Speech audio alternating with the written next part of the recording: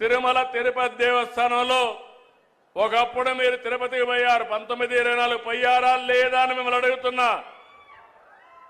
నాసి రకం ప్రసాదాలు అవునా కాదా అని మిమ్మల్ని అడుగుతున్నా.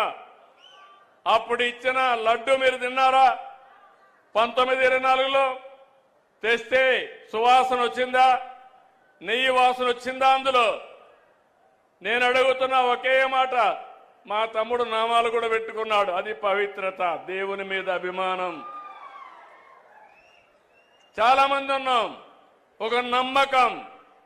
ఆ నమ్మకాన్ని, ఆ పవిత్రతను దెబ్బతీసే అధికారం ఎవరికీ లేదు.